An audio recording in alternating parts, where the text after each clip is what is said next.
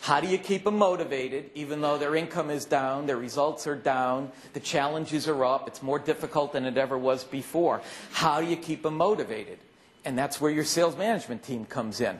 I mean, as CEOs, as presidents, you can't keep everybody motivated, but that's why we have a sales management function, and more than ever before. Well, it's an interesting question in that because of all these assessments we've done, almost 500,000 salespeople, on our way to 14 million, by the way.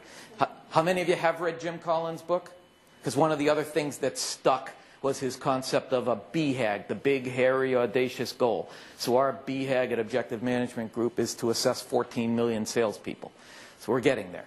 But one of the things that we looked at just last month is we took a big mess of data from pre-recession and an equivalent-sized mess of data from now, and we compared them to see what has changed in 18 months.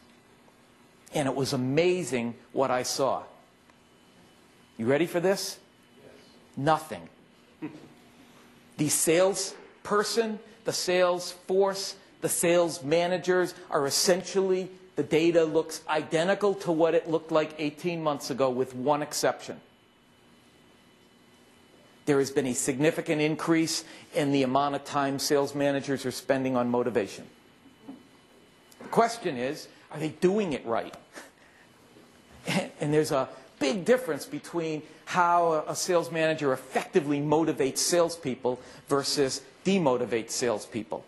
It's got to be constant. It can't be, you know what, I haven't motivated the troops for a couple of weeks now. Today'd be a good day for me to motivate the troops. It has to be every time you talk to salespeople. It has to be daily. It has to be ongoing. And it has to be different for every salesperson. So one of the things that you should be learning in your sales force is what motivates each of these salespeople. It's not just money. Sure, money's important. It's not just recognition. Sure, recognition is important. It's not just being the best. Sure, being the best is important. But what else? Why are they doing this? What's their purpose? What do they want?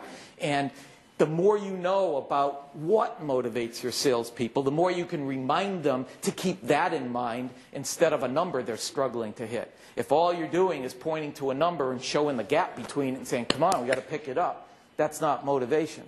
If you're doing, you know, come on, I know it's tough out there, but we can do better, that's not motivation. If you're saying, I know you had your heart set on that new boat. How are we doing about getting that new boat? I know you wanted to put it in the water in May. What can I do to help? That gets salespeople focused on the right stuff, gets them thinking positive things, and it gets them asking for the kind of help that they need to do a better job and to be more effective and to get back on the plan that's required in order for them to put the boat in the water May 1st.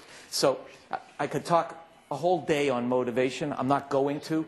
But clearly that is the single biggest thing that's changed in the last 18 months is the need for sales managers to be more effective than ever at motivating. Anybody else with a question?